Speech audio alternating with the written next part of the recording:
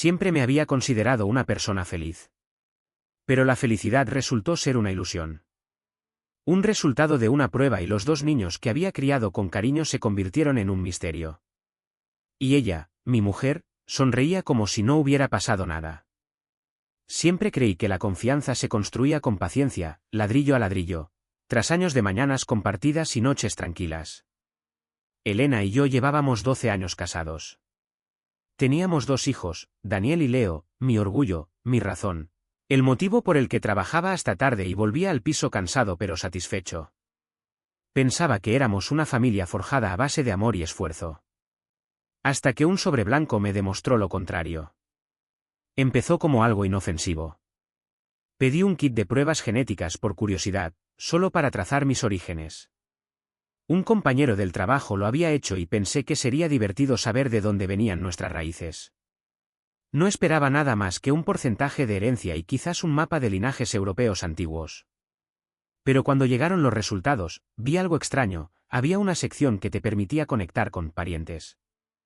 Por curiosidad, añadí también las muestras de los niños. Entonces fue cuando el mundo empezó a inclinarse. El correo llegó tarde por la noche, no se ha encontrado relación biológica. Al principio pensé que era un fallo técnico. Quizá había confundido las muestras, las había etiquetado mal. Pero no fue así. Volví a comprobar. Y otra vez. La misma respuesta me devolvía la mirada, fría y definitiva. Sin coincidencia. Ni con Daniel. Ni con Leo. Me quedé sentado en silencio, mirando la pantalla mientras las manos me temblaban. Mi primer instinto no fue la ira. Fue la incredulidad. Esto no podía estar bien. Elena nunca. Pero una voz en mi cabeza, seria y paciente, susurró, ¿estás seguro? No dormí esa noche. Me quedé acostado a su lado, observando cómo respiraba con calma, como si nada pudiera perturbar esa tranquilidad. Quise preguntarle, pero algo me decía que no lo hiciera, no todavía. Necesitaba saberlo todo primero. Necesitaba la verdad, no una mentira envuelta en lágrimas. A la mañana siguiente preparé el desayuno como siempre, café con leche y tostadas con tomate y aceite. Ella sonrió, me besó en la mejilla y me pidió si podía hacer una transferencia para la urgencia de una amiga. Asentí, pero la mente me iba a otra parte. Fue entonces cuando me di cuenta, si me había traicionado, aún seguía fingiendo. Y si ella podía fingir también, yo también tenía que jugar ese papel. Empezó la investigación. Silenciosa. Paciente. Calculada. No iba a estallar. No la iba a confrontar. Al menos, no todavía. Iba a descubrirlo todo, despacio, pieza a pieza. Porque si mi mundo iba a venirse abajo, quería saber exactamente quién lo empujó por el precipicio. Después de aquella noche algo dentro de mí cambió. Seguía yendo al trabajo, seguía sonriendo a los niños. Seguía volviendo a casa con la compra y haciendo el papel de marido que había sido. Pero cada palabra, cada mirada, cada risa entre Elena y yo, lo veía con otros ojos. Yo ya no era un participante en nuestro matrimonio. Era un observador. Empecé a fijarme en detalles que antes pasaba por alto. Su móvil, por ejemplo, nunca estaba fuera de su alcance. Antes lo dejaba cargando en la cocina, ahora vivía en el bolsillo o debajo de la almohada. Cuando le hacía preguntas sencillas, ¿cómo ha ido el día?, sus respuestas eran más cortas y el tono más cortante. Igual que siempre, Marcos. ¿Por qué haces tantas preguntas últimamente? Se había vuelto más fría y, sin embargo, extrañamente a la defensiva.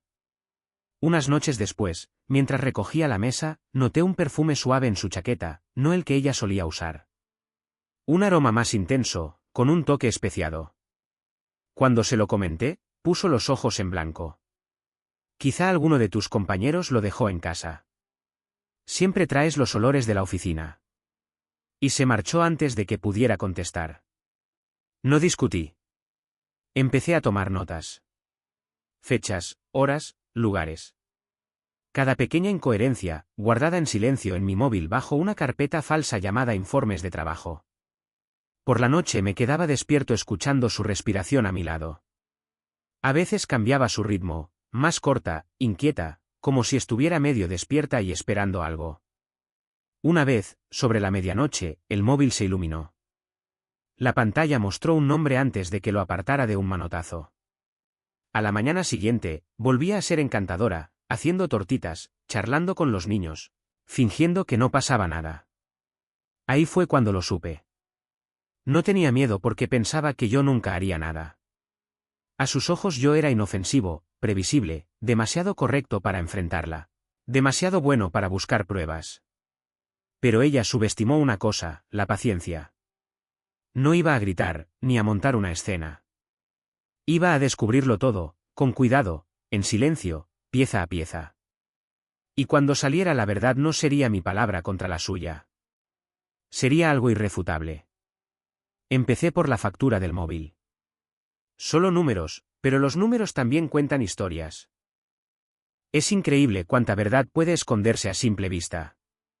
Una factura del móvil, por ejemplo, parece algo corriente, hasta que empiezas a leer entre líneas. Números que se repiten. Llamadas a horas intempestivas. Patrones que solo tienen sentido cuando dejas de confiar. Descargué el extracto mensual desde nuestra cuenta compartida. Le dije a Elena que era para organizar el presupuesto familiar. Ni siquiera levantó la vista del portátil. ¿Por fin te haces responsable? Bien por ti, dijo con ese sarcasmo que antes dolía, pero que ahora solo confirmaba lo que ya sabía. La culpa puede disfrazarse de soberbia. Pasé horas revisando sus llamadas. Había un número, siempre el mismo. A veces 3 veces al día, otras en horas absurdas, como las 11:47 o las 6:05. El nombre no estaba guardado en sus contactos. Lo llamé una vez. Contestó un hombre. Voz grave, tranquila, demasiado tranquila. ¿Diga? Colgué. Aquella noche, Elena llegó más tarde de lo habitual. Dijo que se había parado a ayudar a una amiga cuyo coche se había averiado. Su historia sonaba fluida, demasiado fluida. No la contradije. Solo sonreí y dije: «Qué detalle por tu parte». Ella se relajó al instante, aliviada de que no insistiera. Ese alivio me lo dijo todo. Durante las semanas siguientes empecé a trazar su rutina. Lunes, yoga, miércoles, recados, viernes, reuniones de trabajo. Revisé en silencio su historial de ubicaciones, sus tickets, sus publicaciones en redes. Había huecos, pequeños vacíos de tiempo imposibles de explicar si le preguntaba. Empezó a notar mi calma. Últimamente estás raro, me dijo una mañana. Ah, sí. Respondí. Sí. Demasiado callado. Da mal rollo. Sonreí. Quizás solo estoy pensando. Frunció el ceño, pero no insistió. Por dentro, pensaba, mucho. En los niños, en lo que esta verdad significaría para ellos. No podía permitir que mi dolor se convirtiera en su carga. Fuera lo que hubiese hecho Elena, Daniel y Leo seguían siendo mis hijos. Quizá no por sangre, pero sí por elección, por cada cuento antes de dormir y cada rodilla arañada que curé. Ese pensamiento fue lo único que me mantuvo cuerdo. Hasta que una tarde, mientras revisaba las horas de sus supuestas reuniones, encontré algo inesperado. Un recibo de hotel, enviado a su cuenta privada pero sincronizado con nuestra tableta compartida. La reserva estaba a su nombre. La fecha coincidía con una de aquellas noches en las que decía quedarse trabajando hasta tarde. Se me helaron las manos. Ya no era sospecha. Era confirmación. Pero no la enfrenté. Aún no. Iba a reunir cada verdad que ella había enterrado, hasta que no le quedara ningún lugar donde esconderse. Una vez apareció la primera prueba, todo lo demás cayó como fichas de dominó. El recibo del hotel abrió una puerta que ya no podía volver a cerrar. Pero, en lugar de derrumbarme, me volví metódico. Me repetí a mí mismo, si voy a enfrentar esto, lo haré por completo. Sin emociones. Solo hechos. Así que empecé a documentarlo todo. Cada llegada tarde, cada llamada sin explicación, cada reunión urgente. Incluso compré una pequeña libreta, una vieja costumbre de mis tiempos de contable, y la titulé simplemente, «Verdad». Por fuera, la vida seguía igual. Yo seguía preparando el desayuno, metiendo la merienda de los niños en sus mochilas, besándoles la frente antes de ir al colegio. Quería que su mundo permaneciera intacto. Ellos no merecían las grietas que empezaban a abrirse bajo nuestro techo. Mientras tanto, Elena parecía más segura de sí misma, casi despreocupada. Empezó a vestirse de forma distinta para ir al trabajo, a comprarse ropa nueva sin dar explicaciones. Tarareaba por las mañanas mientras miraba el móvil con una sonrisa que no me dedicaba desde hacía años. Una noche, mientras se duchaba, su móvil vibró. En la pantalla apareció un mensaje. No dejo de pensar en ti. ¿Mismo sitio mañana? Se me encogió el pecho, pero la mente se mantuvo clara. Le hice una foto al mensaje y dejé el móvil exactamente donde estaba. Cuando salió del baño, yo estaba sentado en el sofá, hojeando el periódico con calma. No se dio cuenta de nada. Aquella noche no pude dormir. La imagen del mensaje seguía grabada detrás de mis párpados. Pero cuanto más pensaba, más sereno me sentía. La rabia es ruidosa, la verdad, silenciosa. En los días siguientes descubrí el nombre del hombre gracias a una búsqueda en redes sociales, Ethan. No era cualquiera. Trabajaba en una agencia de marketing que llevaba cuentas de algunos clientes de Elena. Casado también, según su perfil. Ese detalle hizo que algo encajara dentro de mí, no ira, sino oportunidad. No quería venganza. Quería exposición. Quería que la verdad saliera a la luz, incontestable, sin rebajarme a su nivel. Así que planifiqué cada paso con cuidado. Si lo hacía bien, sería ella quien terminara revelándolo todo. Empecé a dejar pequeñas pistas por la casa, una pestaña del navegador abierta como revisar los registros del móvil, una copia impresa de un falso aviso legal sobre protección de datos. Quería que sintiera una sombra de lo que yo sentí, esa presión silenciosa de saber que alguien observa. En pocos días, funcionó. Se volvió tensa, a la defensiva, irritable. Borró mensajes, vació el historial de llamadas y me acusó de estar distante. Y fue entonces cuando supe que el equilibrio había cambiado. Por primera vez en meses, era ella quien tenía miedo. La paranoia de Elena se convirtió en lo más revelador de todo. En cuanto notó que ya no estaba ciego, empezó a actuar de otra manera, demasiado pulcra, demasiado cuidadosa. Dejaba el móvil boca arriba sobre la mesa, desbloqueado, fingiendo que buscaba recetas. Volvió a preguntarme por mi día, con una voz dulce, pero con los ojos analíticos, buscando pistas. La dejé creer que colaba. Sonreía, respondía con calma, incluso le daba las gracias por la cena. Pero tras esa serenidad, cada detalle era un hilo que yo iba tensando poco a poco. Los niños notaron la tensión. Daniel preguntó una noche. «Papá, ¿tú y mamá estáis enfadados?» Forcé una sonrisa. «No, campeón, solo estoy cansado del trabajo». Asintió y volvió a levantar su torre de piezas de Lego, sin saber que el mundo que conocía empezaba a moverse bajo sus pies.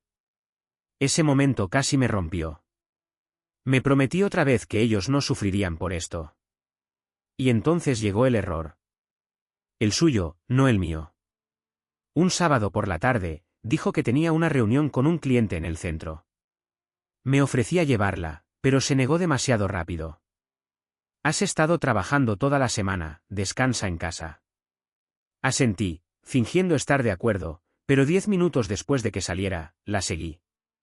Mantuve la distancia, un coche más entre tantos. Aparcó cerca de una cafetería tranquila, y un hombre se acercó a su coche. «¿Ethan?» La misma voz que había escuchado por teléfono semanas antes. No se tocaron, pero su lenguaje corporal lo decía todo: complicidad, secreto, culpa. Aquel día no hice fotos. No las necesitaba. Quería algo mejor, sus propias palabras. Así que la noche siguiente instalé una pequeña grabadora en la guantera de su coche. Nada ilegal, solo un dispositivo que capturaría la verdad que ella seguía escondiendo. Pasaron varios días. Y una noche, mientras se duchaba, recuperé la grabadora. Me temblaban las manos al conectar los auriculares.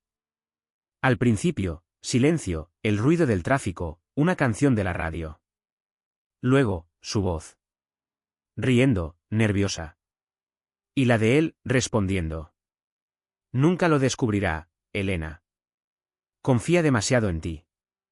Su respuesta llegó tras una pausa. Antes sí. Ya no. Pero da igual. Me encargaré de ello. Encargarme de ello. Como si yo fuera un problema que había que gestionar, no una persona con la que había construido una vida. Lo escuché una vez. Luego otra. No por obsesión, sino por claridad. Por fin tenía suficiente. Pero la confrontación no fue mi siguiente paso. Todavía no. Quería que la verdad hablara por sí sola, sin un solo grito. Y tuve una idea. Una que lo cambiaría todo. La grabadora lo cambió todo.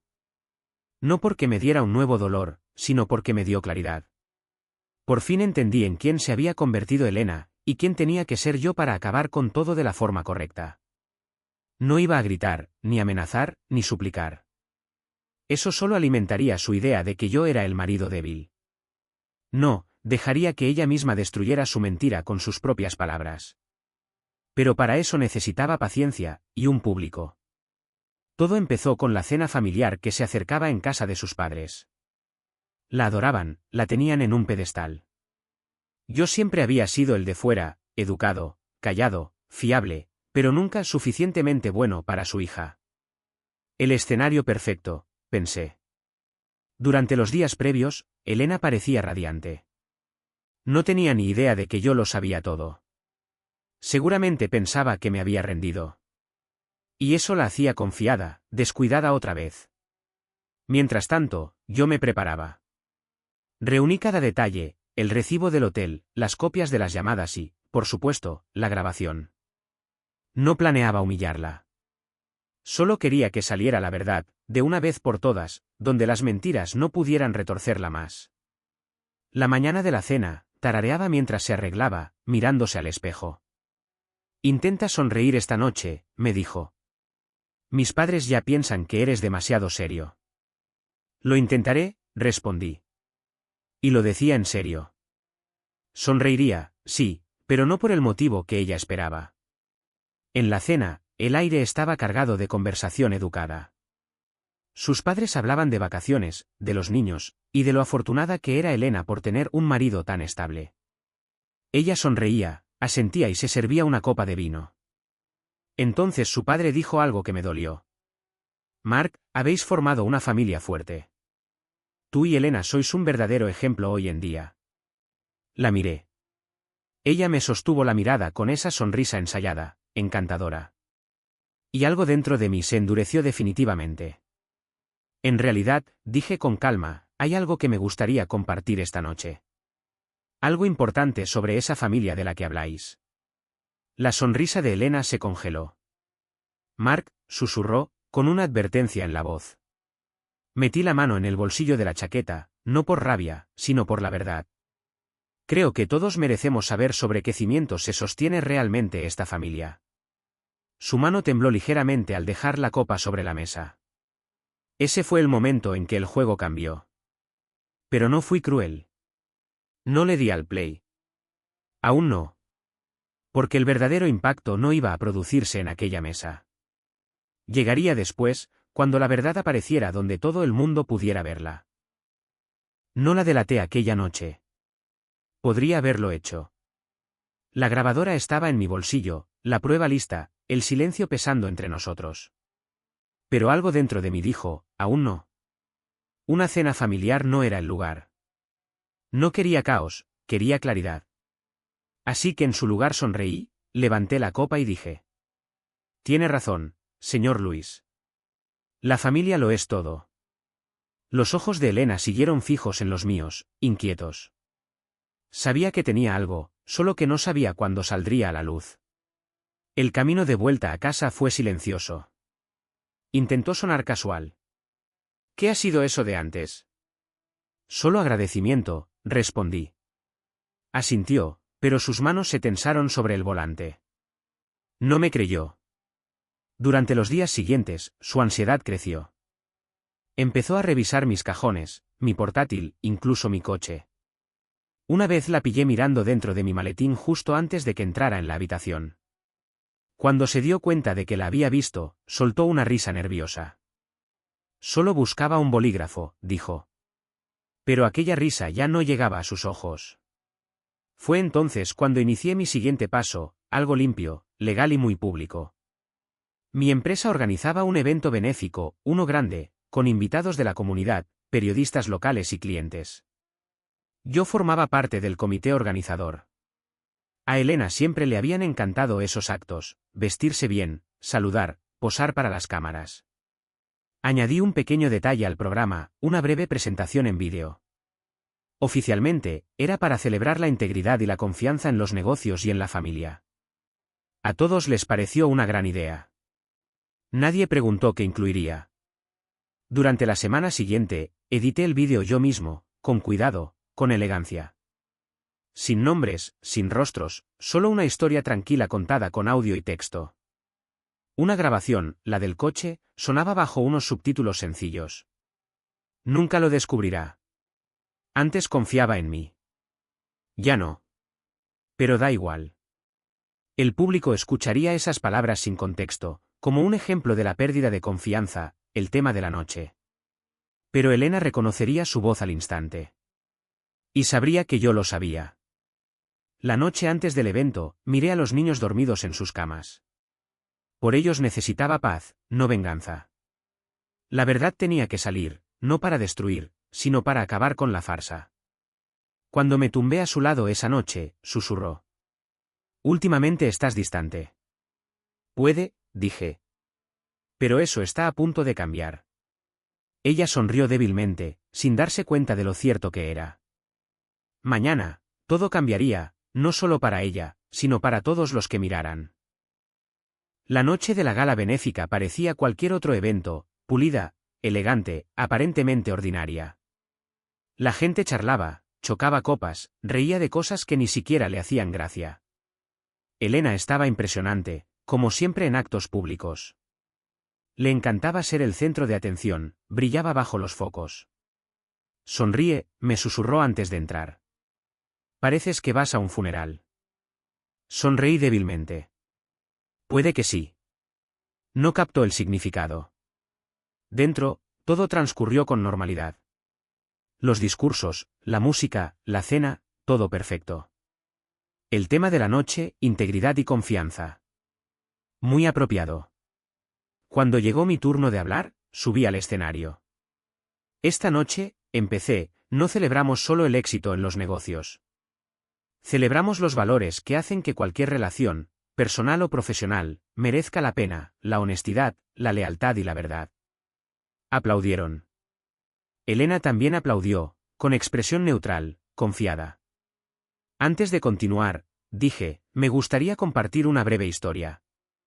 Es sobre la confianza, lo fácil que se rompe y lo difícil que es reconstruirla. Las luces se atenuaron. Comenzó el vídeo. Música suave. Imágenes simples, fotos familiares, siluetas sin rostro, una narración sobre integridad. Y luego, el audio. Su voz. Clara. Reconocible. Nunca lo descubrirá, Elena. Confía demasiado en ti. Antes sí. Ya no. Pero da igual. Me encargaré de ello. Silencio. Las palabras resonaban en toda la sala. Elena se paralizó. Su rostro palideció, la sonrisa desapareció. Me miró, ojos abiertos, buscando desesperada una confirmación de que no era lo que parecía. Pero yo me mantuve inmóvil, manos cruzadas. Calmado. Nadie en la audiencia sabía de quiénes eran esas voces. Para ellos, era un mensaje abstracto sobre la traición. Pero para ella, era un espejo. Su secreto, reproducido ante cientos de personas.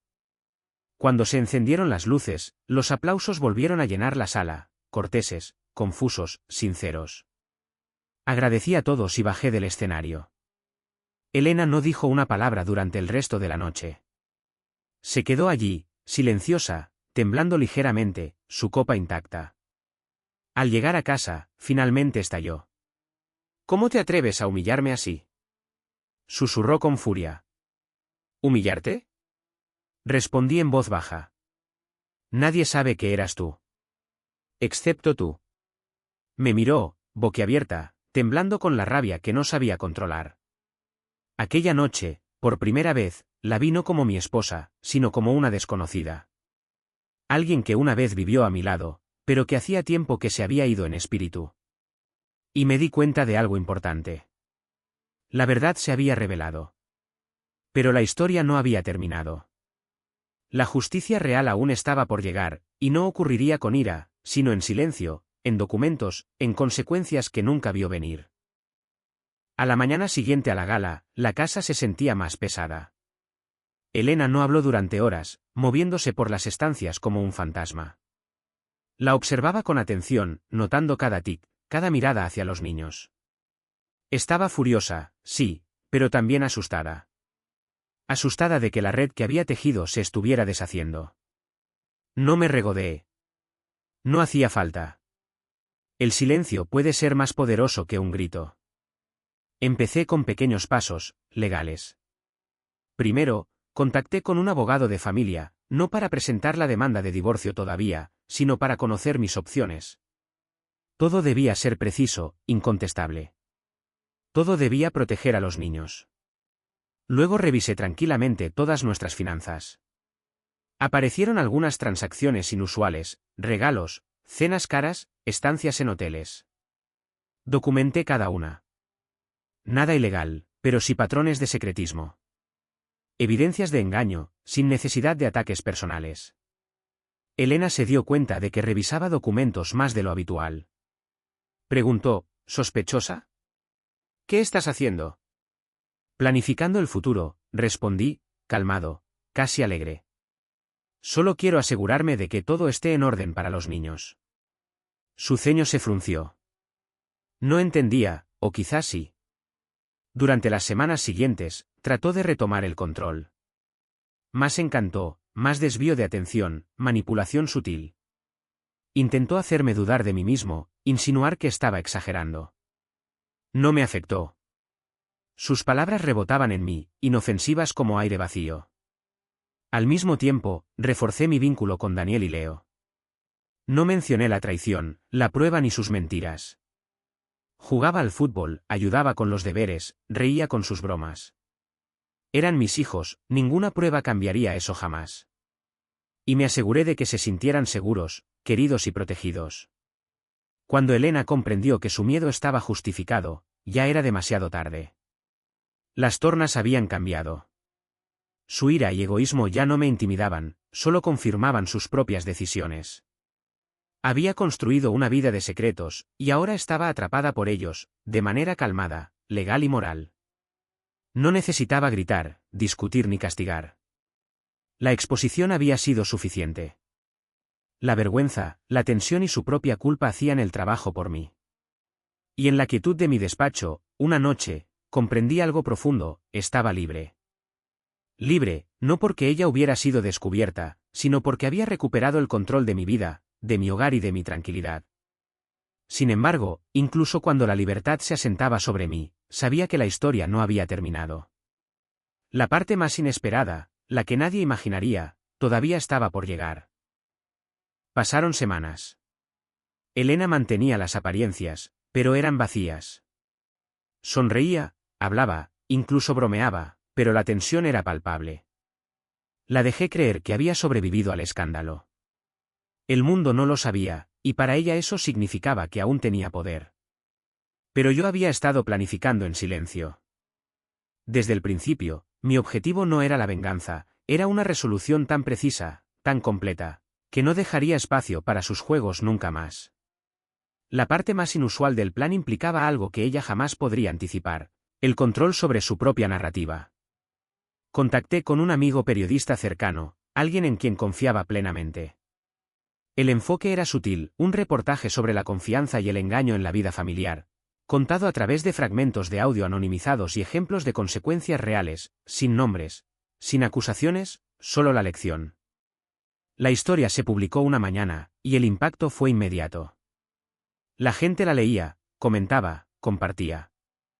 Las enseñanzas eran universales, la moraleja clara. ¿Y Elena? Ella sabía. Su voz, sus palabras, su propia culpa, enmarcadas como un relato de advertencia para miles. No había sido nombrada, pero quien la conociera, o reconociera su voz, lo entendía. Al principio, se enfureció. Gritaba, paseaba de un lado a otro, amenazaba con marcharse. Yo me mantuve tranquilo. ¿Quieres vengarte? Escupió. ¿Quieres destruirme? Quiero la verdad, dije. Y quiero paz. Esto no es para hacerte daño, es para acabar de una vez con las mentiras. Y entonces llegó la parte más inesperada. Se dio cuenta de que ya no podía controlar el desenlace. Ni encanto, ni distracciones, ni manipulaciones, nada funcionaba. Y yo no tuve que mover un dedo para castigarla. La verdad lo había hecho por mí. Los niños, todavía ajenos al escándalo, eran mi ancla. Continué amándolos como mis hijos. Ninguna prueba de ADN, ninguna traición, podía cambiar eso. Y en ese momento descubrí una victoria que no consistía en ganar contra alguien más. Era recuperar mi vida, mi dignidad y mi futuro. Elena, furiosa e impotente, solo podía mirar. Y ahí supe, el final no sería ordinario. No habría demandas, ni confrontaciones públicas, solo un cambio silencioso e innegable en el que yo era finalmente libre, y ella se veía obligada a vivir con sus decisiones. ¿La parte más inusual y fascinante? Ni siquiera fue la exposición. Fue lo que vino después, la manera en que el mundo, y ella, nunca volverían a mirar nuestro hogar igual.